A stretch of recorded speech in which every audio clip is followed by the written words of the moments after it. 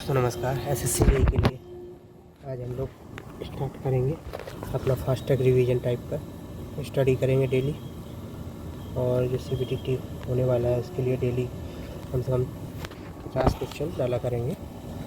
तो जो स्टडी किया करेंगे उसमें से जो हमारा रॉन्ग हुआ है मेरे से, या जो ज़्यादा इम्पोर्टेंट है, या फिर जो न्यूमेरिकल हमसे बना नहीं है उसको हम यहाँ पे देखेंगे, स्टडी करेंगे। ठीक है, तो ताकि फास्ट थोड़ा स्पीड में करेंगे ताकि चीज़ें जल्दी कवर हो जाए, इम्पोर्टेंट, और एक शॉर्ट वीडियो तैयार हो जाए पूरे। जैसे का 100-200 क्वेश्चन में से 20 क्वेश्चन ऐसे रहेंगे इम्पोर्टेंट टाइप के, तो वो हमारे पास जल्दी से मिल जाए। ठीक है, उसको एक सिंगल व्यू में देख लें, उसके लिए ये है। चलिए स्टार्ट करते हैं। तो पहला क्वेश्चन जो हमारा रहने वाला है इम्पोर्टेंट है, average density of the earth में बी टेकन एज। हम लोग अर्थ के रिस्पेक्ट में इसमें बताना है, लेकिन हम लोग जैसे जनरली पत्थर के लिए निकालते हैं, तो सॉइल के लिए निकालते हैं तो 2.6 के आसपास लेते हैं वैल्यू, लेकिन यहाँ पे अर्थ का दिया गया। अर्थ का जो अंदर का कोर मेटल होता है वो बहुत हार्ड है, इसलिए जो 2.6 के से ऊपर ज़्यादा वैल्यू बढ़ जाती है इसकी। ठीक है, तो जो हमारा अर्थ का लिया जाएगा ये 5.51 ग्राम सीसी में ये वैल्यू ली जाती है। ठीक है, तो इसको ध्यान देना है। इसको हम ओवरराइड ज़्यादा नहीं कर सकते क्योंकि ये फिर सेव हो जाएगा डबल लेयर में।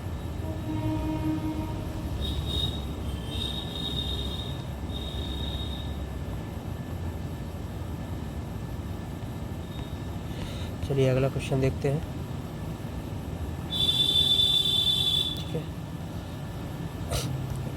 Inorganic clay have the specific gravity usually between अब पूछा गया है, तो स्पेसिफिक ग्रेविटी जो होती है वो कितनी ली जाती है, तो उसके लिए वही 2.6 से लेकर 2.7 तक के बीच में ली जाती है। ये आंसर सही हो जाएगा। ठीक है,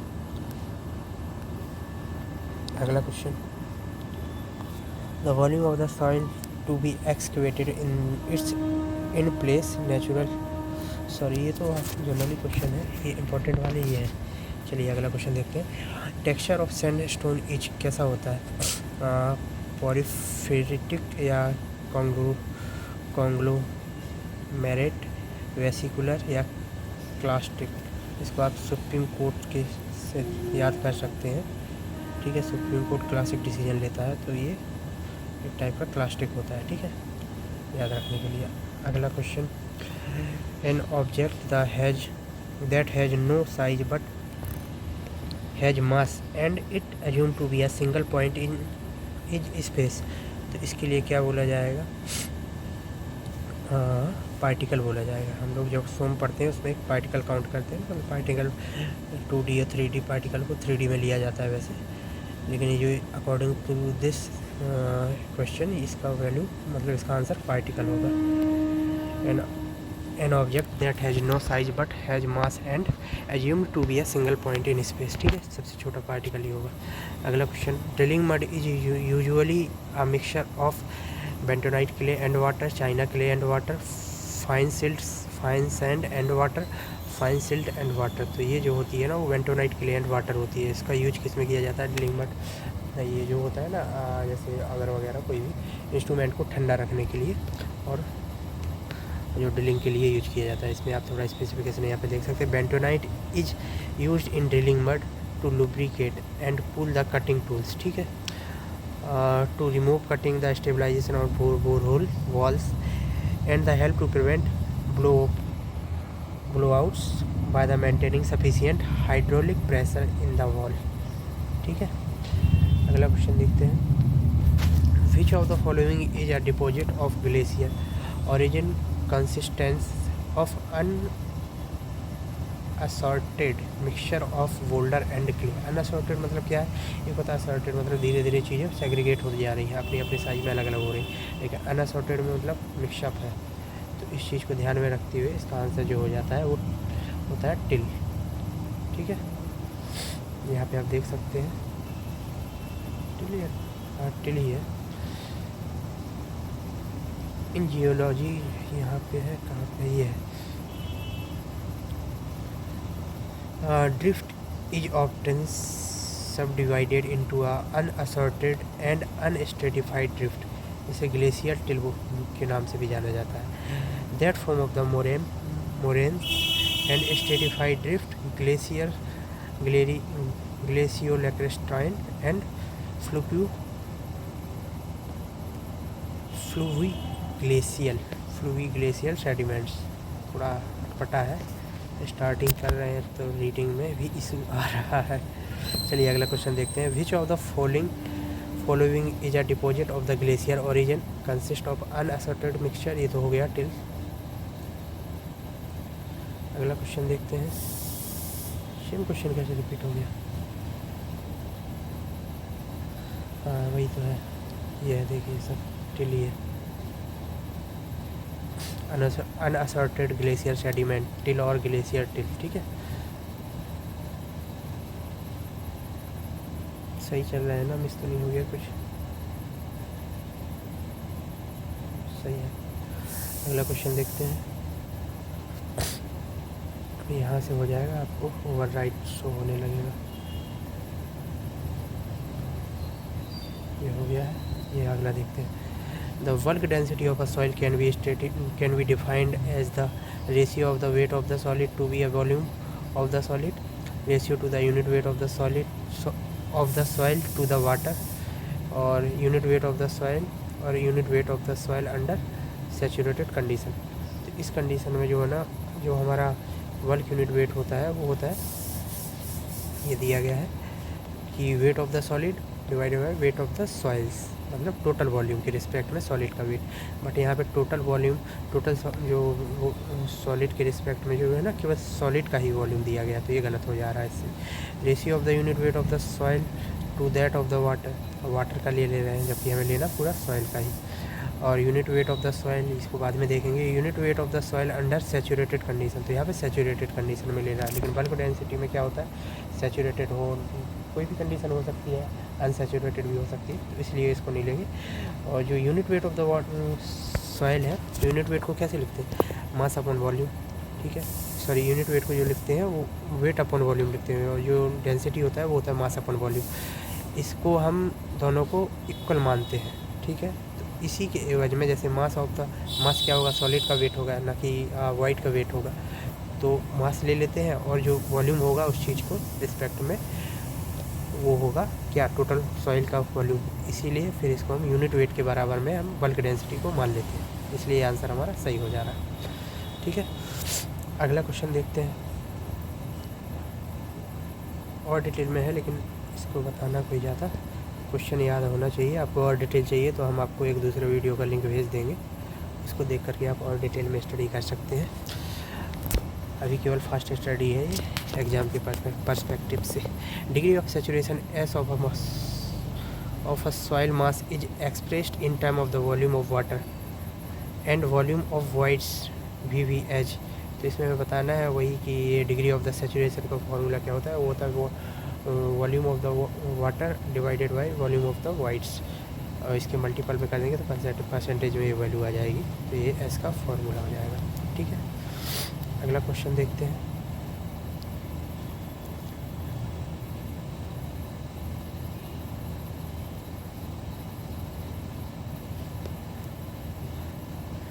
specific gravity is defined as, specific gravity कहाँ कैसे डिफाइन की जाती है, ratio of the mass of the soil of solid to mass of equal volume of water at 5 degree centigrade. तो स्पेसिफिक ग्रेविटी कैसे डिफाइन की जाती है, उसके लिए ratio of weight of the solid to the weight of the equal volume of water at 0 degree. 0 degree पे तो specific gravity count नहीं की जाती, तो ये दोनों गलत हो रहे हैं। जबकि जो 4 डिग्री पे होती है, तो दोनों में से कौन सा सही, ये वाला पढ़ते हैं। Ratio of mass of solid to mass of equal volume of water, equal volume के बराबर जो वाटर 4 डिग्री पर, उसके मास के रेशियो से हम स्पेसिफिक ग्रेविटी डिफाइन करते हैं, ठीक है, मास ऑफ सॉलिड के साथ में। यहाँ पे सॉलिड के साथ में था ratio of mass of solid to the mass of the equal volume of water है 4 डिग्री सेंटीग्रेड। ये माइनस में दिया गया है, ये प्लस में है, तो 4 डिग्री में लेना है, माइनस में नहीं जाना है, ठीक है। तो ये हमारा सही हो जाएगा। अगला क्वेश्चन देखते हैं।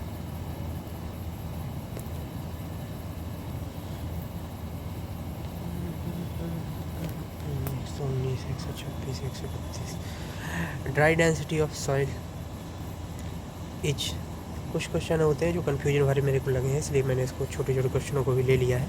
बाकी आगे न्यूमेरिकल भी मिलते रहेंगे, ठीक है। तो देखते हैं आगे।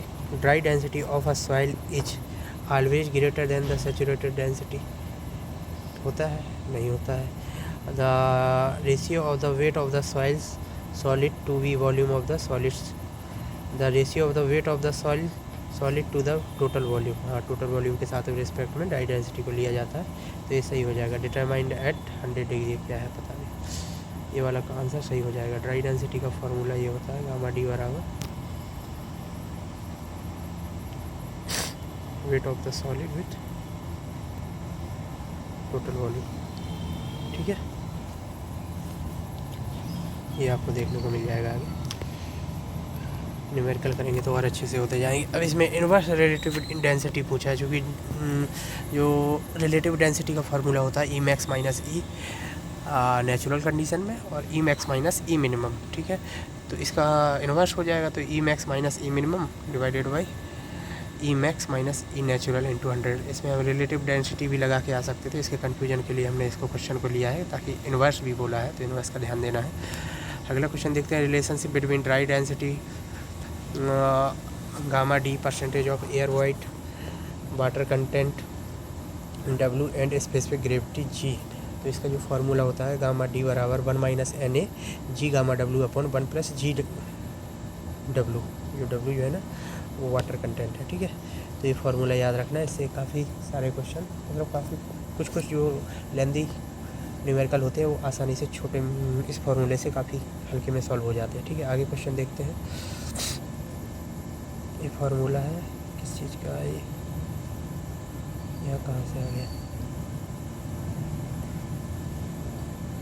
लगता है ये क्वेश्चन रह गया बाकी।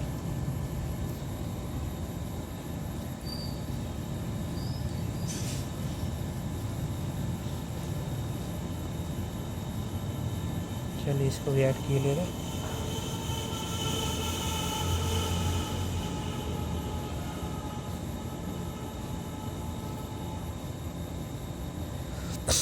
चलिए कुछ क्वेश्चन को करते हैं। How many cubic metre of the soil having void ratio 0.7 can be made from 30 metre cube of the soil with void ratio. जो 30 मीटर क्यूब का जो सॉइल इम्बैंकमेंट है उसके द्वारा उसमें जो वाइड रेशियो 1.2 है, और इसको 0.7 वाइड रेशियो करने के साथ कितना वॉल्यूम बनेगा, तो कॉम्पैक्ट किया जा रहा है इसको। तो इसके लिए जो एक फार्मूला होता है ना गामा डी नहीं, वॉल्यूम ऑफ सॉलिड बराबर होता है टोटल वॉल्यूम अपन 1 प्लस ई। इसमें सॉलिड का वॉल्यूम तो वही सेम रहेगा, केवल क्या है वाइड रेशियो चेंज हो जाएगा, तो वाइड रेशियो कम ज़्यादा होता रहेगा। इस हिसाब से हम दोनों कर लेंगे, तो ये 1 बराबर वाला रख लेंगे और 2 बराबर, ठीक है, क्योंकि ये सॉलिड के वॉल्यूम के बराबर रह जाएगा। तो इसको अब काउंट सॉल्व करेंगे तो कंडीशन 1 कंडीशन में 30 रख देंगे, 1.2 रख देंगे, सेकंड कंडीशन निकालनी है 0.7 रख देंगे तो 1.7 ये हो जाएगा 2.230 इंटू, ठीक है। तो इसका जो 721 210 डिवाइड बाई 2 सही है। कुछ मिस तो नहीं हो रहा है, मुझे लग रहा है मिस हो रहा है क्या।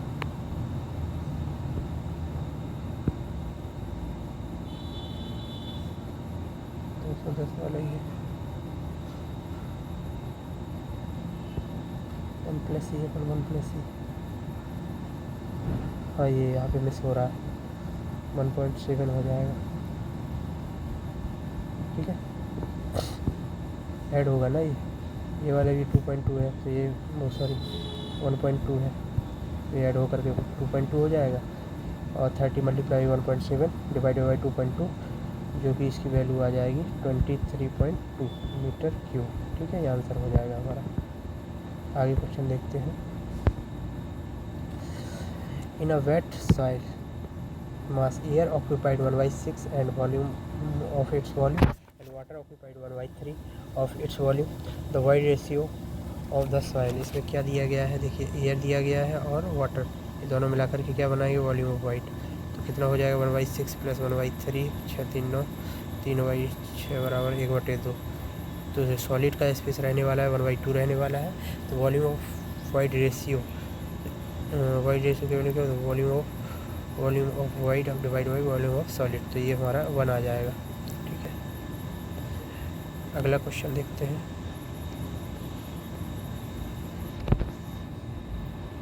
Soil has borrow pit has dry density of 17 kilonewton. How many cubic soil will be required to be construct an embankment having a volume of 100 metre cube.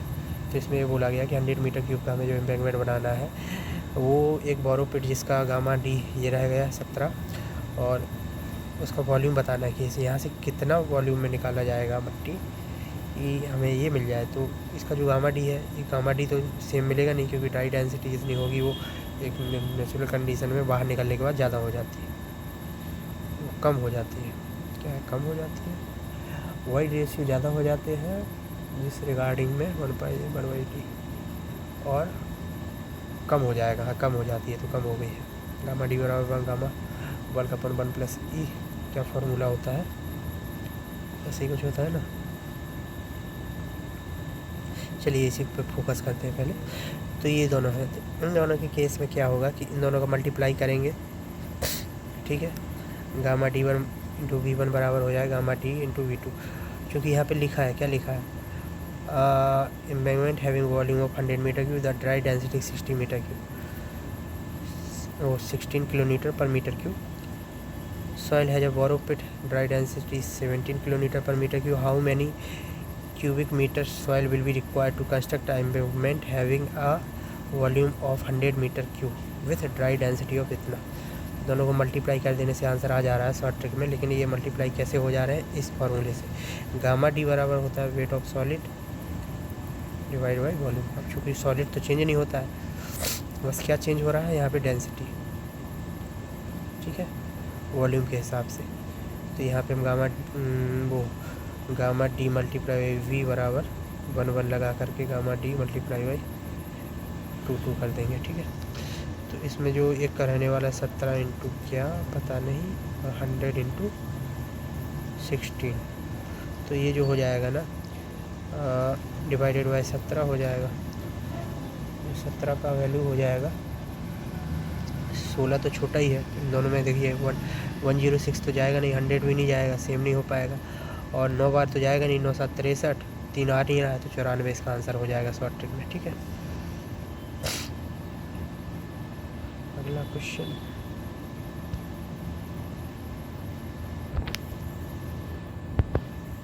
अगला क्वेश्चन देखते हैं। How many cubic metre of the soil having void ratio of 0.7, ये repeat हुआ है वही same वाला, 0.7 multiply by 30 और divide by 1.2, sorry वो वॉल्यूम हो जाएगा 30 डिवाइड बाई 1.7 1 प्लस ई के थ्रू, और मल्टीप्लाई बाई 2.2, तो 17 वही वाला सीन है, V1 अपन 1 प्लस E1, V2 अपन 1 प्लस E2। ठीक है, अगला question. In soil value of the water content and void ratio can be more than 100%। ये वाला क्वेश्चन था कि इन सॉइल, ये भी है question, in soil the value of the which of the following can be more than 100%। किसकी value ज़्यादा हो सकती है 100% से? तो एयर कंटेंट का फॉर्मूला क्या है, volume of air divide by volume of wide. तो वाइड से ज़्यादा एयर हो सकता है क्या, नहीं हो सकता है ना, तो ये नहीं हो पाएगा। ठीक है, और वाटर कंटेंट का फॉर्मूला क्या है, volume of water content wait of the water weight of the solid, ये होता है। जिससे ज़्यादा हो सकता है, हाँ पानी में आप सॉलिड कुछ ही डालिए, लेकिन वाटर ज़्यादा है तो उसका एरिया वो फैल जाएगा, वाइड में तो पानी ज़्यादा हो जाएगा, उसका वेट भी ज़्यादा हो जाएगा, तो ये हो सकता है। जबकि वो वाइड रेशियो क्या है, तो वाइड रेशियो ई बराबर होता है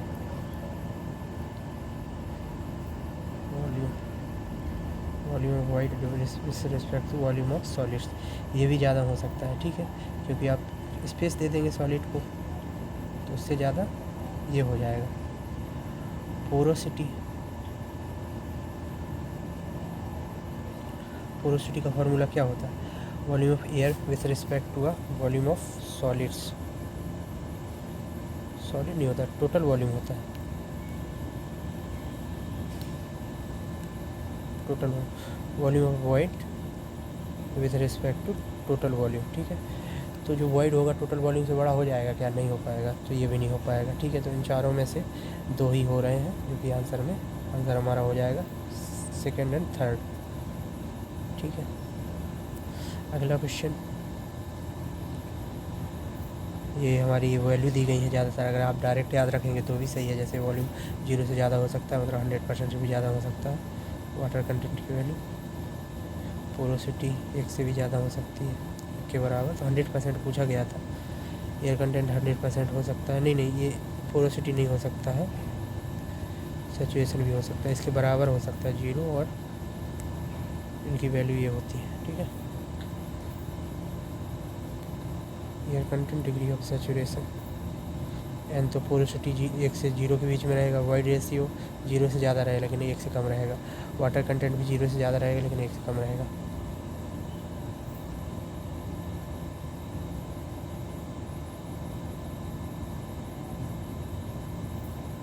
वाटर कंटेंट 1 से ज़्यादा भी हो सकता है। बराबर पहुंच गया ना, ये बराबर नहीं पहुंचा था, ये बराबर पहुंच रहा है, तो 1 से ज़्यादा भी पहुंच सकता है, थोड़ा याद रखना पड़ेगा। चलिए अगला क्वेश्चन देखते हैं। Dry soil sample has a equal amount of the solid and white by volume, its volume ratio and porosity will be. तो इसमें क्या बोला गया? Soil sample has equal amount of solids and white, मतलब 50-50 है। ठीक है, इट्स वाइड रेशियो में क्या हो जाएगा? Volume of void with respect to the volume of the solids, तो ये 50-50 है, तो ये 1 हो जाएगा।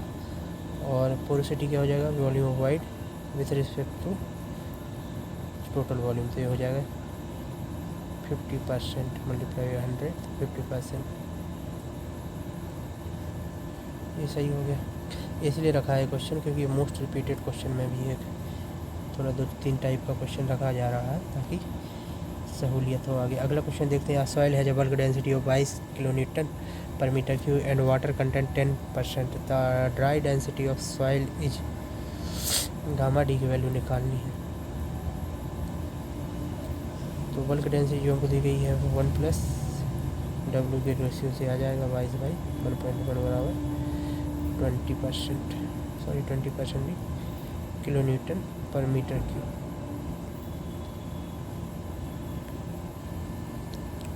Workout theoretical maximum dry density for a soil sample having, क्या मैंने ये क्वेश्चन रखा है?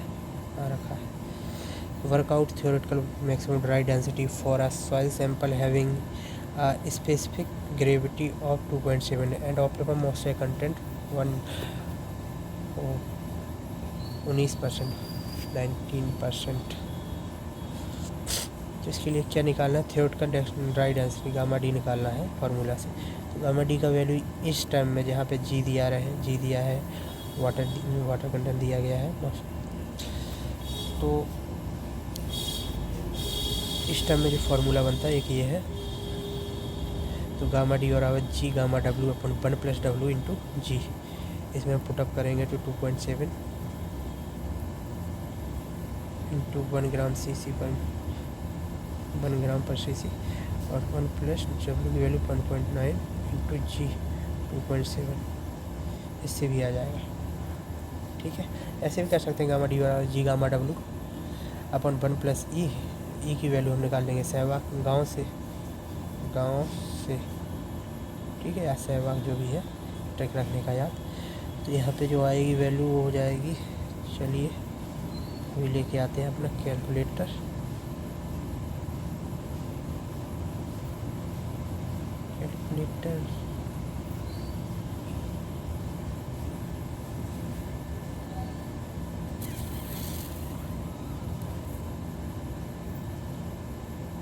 कैलेंडर कैलकुलेटर है।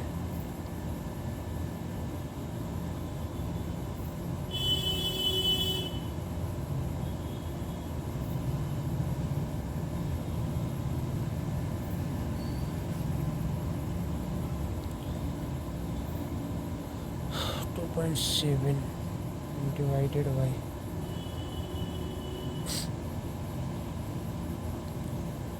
0.19 मल्टीप्लाई बाई 2.7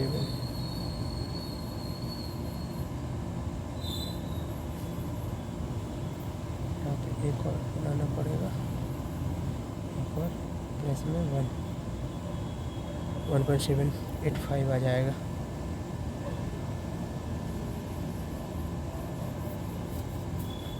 आ गया आंसर। ठीक है, अगला question. A soil sample is partially saturated in its natural moisture content was found to be 22% and bulk density 2 gram per cc. If the specific gravity of the soil solid particle 2.65 and the density of the water 1 gram cc, the void ratio of the sample is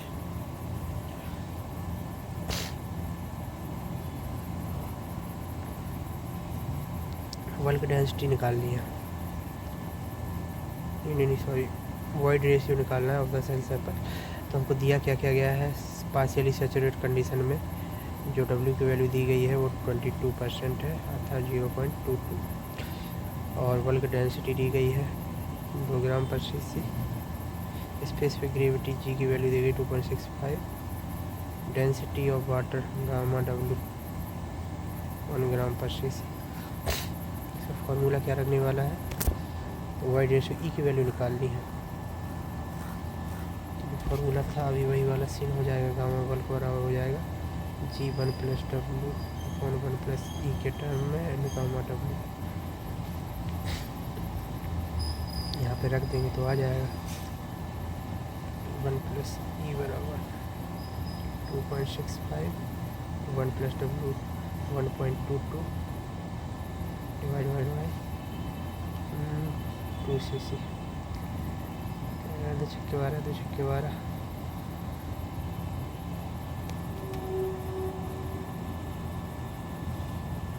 2.65 multiply by 1.21 sorry 22 divided by 2 minus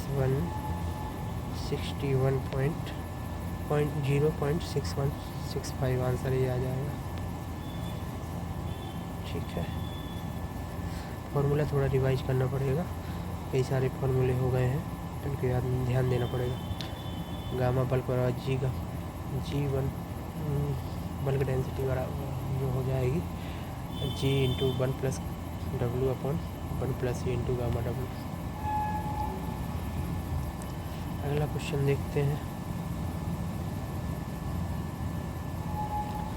2 question और रह गए। The porosity of the soil sample is 35% and the specific gravity of its particle is 2.7। The dry density of the soil sample is, formula फिर से आ जाएगा, dry condition वाला G into gamma W की value 0 हो जाएगी, तो sorry gamma W है, दूसरा कंडीशन देख रहे थे। तो पोरोसिटी के लिए एक फॉर्मूला सर ने निकाल के दिया है, इसको याद रखना है पोरोसिटी के साथ डायरेक्ट रखने के लिए, 1 minus N G into gamma W। तो 1 माइनस एन की वैल्यू रख देंगे 0.35, 1 minus 0.35 multiply by G into gamma W। G की वैल्यू 2.7, गामा W 1 ग्राम cc होता है, 1.775 आ रहा है, 1755 आ रहा है। अगला क्वेश्चन देखते हैं।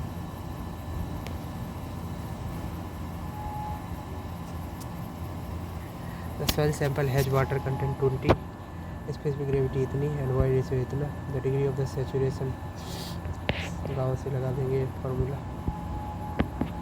डिग्री ऑफ द सैचुरेशन पता करना है 2.75, स्पेसिफिक ग्रेविटी 0.2 E 0.75।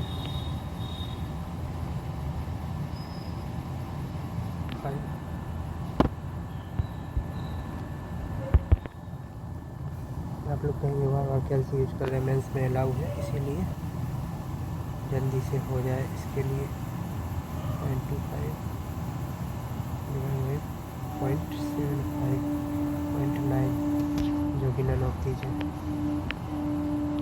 या फिर 90% वैल्यू।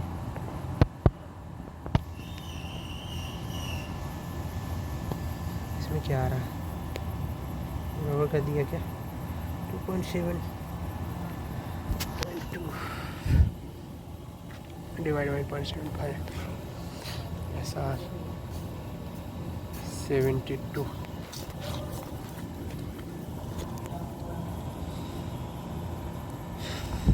कुछ मिस हुआ है लेकिन नन आया है, ठीक है, देख सकते हैं आप आगे। अगला क्वेश्चन ये है,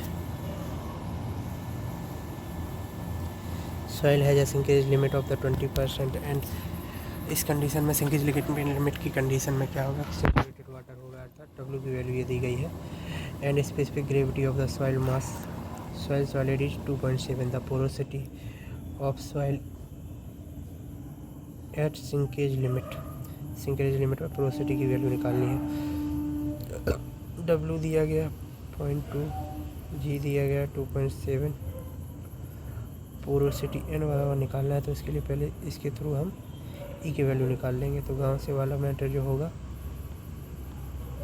इसमें सेचुरेशन कंडीशन होगी, क्योंकि सिंकेज लिमिट पर पॉइंट पे पानी भरा होता है। इसके ज़्यादा जाएंगे तो वॉइड फैलेगा, पानी नहीं फैलेगा। इससे कम जाएंगे तो फिर रीअरेंजमेंट वाटर हो जाएगा, वो स्ट्रक्चर हो जाएगा, सॉइल सॉलिड रीअरेंजमेंट होने लगेंगे। तो इसमें 1 आएगा, ई की वैल्यू यहाँ से पता चल जाएगी, गांव का आ जाएगा 5.4, ई बराबर एन बराबर हो जाएगा 5.4 1 प्लस 5.4, जो कि हो जाएगा 5.4 डिवाइड बाई 6.4 0.85। क्या आ रहा है, गड़बड़ हो गई क्या फिर से? लास्ट क्वेश्चन और गड़बड़। 1/1 प्लस ई पोरोसिटी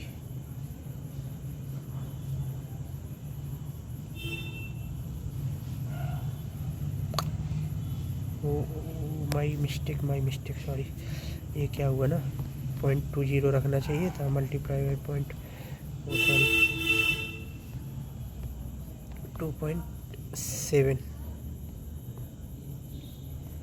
0.45 आ रहा है। इसको मल्टीप्लाई बाई डिवाइड बाई करेंगे 1.45 तो 0.35 आंसर आ जाएगा, ठीक है। ओके, ये आज का हमारा कुछ क्लासेस 2 क्लासेस का एक एनालिसिस था, मतलब शॉर्ट में फास्ट रिवीजन था।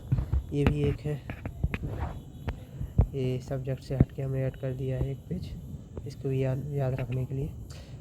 तो ये जो हमारा पॉइंट लोड लगेगा उसके लिए जो स्लोप आएगा कैंटिलीवर बीम के लिए ml/EI माइनस में आएगा। इसके लिए डिफ्लेक्शन 1 स्क्वायर पावर बढ़ाते हुए बेस में भी वैल्यू कर देंगे, तो ml² divide by 2EI minus में आएगा। सारी चीज़ें ज़्यादातर माइनस में आती हैं, ठीक है। तो आगे देखते हैं, ये पॉइंट लोड लगेगा तो PL² डिवाइड बाई 2EI, और इसमें पावर बढ़ जाएगा, बेस भी बढ़ जाएगा, PLQ/3I। यूनिफॉर्मली डिस्ट्रीब्यूटेड लोड जो रहेगा वो small PLQ divide by 6EI, ठीक है।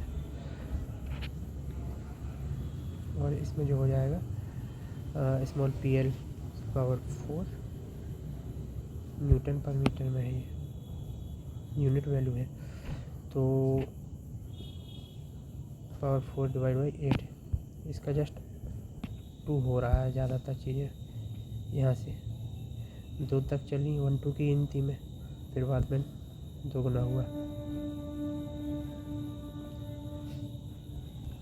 अब हो जाएगा यूनिफॉर्मली वेरिंग लोड, जो कि सपोर्ट से एंड पर 0 है, तो इसका जो मैक्सिमम स्लोप आएगा WL³ की पावर 24EI, और y की वैल्यू जो आएगी WL की पावर 4/30EI, ठीक है, 24/30। और अगर फ्री एंड पर मैक्सिमम है यूनिफॉर्मली वेरिंग लोड, तो WL³ की पावर 8EI थीटा की वैल्यू, और डिफ्लेक्शन की वैल्यू है 11 WL की पावर 4/120EI, ठीक है। पॉइंट लोड आ जाएगा जब फिक्स बीम होगी तो PL स्क्वायर अपॉन 64 EI, ठीक है। PLQ की पावर 192 EI, और अगर सिंपली सपोर्टेड है तो PL square by 16 EI, PLQ की power 48 PLQ by 48 EI। Uniformly distributed load है, सिंपली सपोर्टेड बीम पर तो PLQ डिवाइड बाई 24 EI। यहाँ पे 24 पड़ रहा है, ठीक है। और 5 PL की पावर 4/384 EI। और अगर सिंपली सपोर्टेड बीम में मिड में बेंडिंग मूवमेंट लगा है तो उसका जो फॉर्मूला हो जाएगा स्लोप के लिए ML divide by 24 EI, ML square by 72 में 3 EI। ठीक है, आज की क्लास यहीं पे ऑफ करते हैं। टूटा फूटा रिवीजन ख़त्म हुआ। देखते हैं आगे क्या होगा। अगर ये हल्का लगा हो तो बताइएगा, कुछ जोरदार पेश किया जाएगा। धन्यवाद।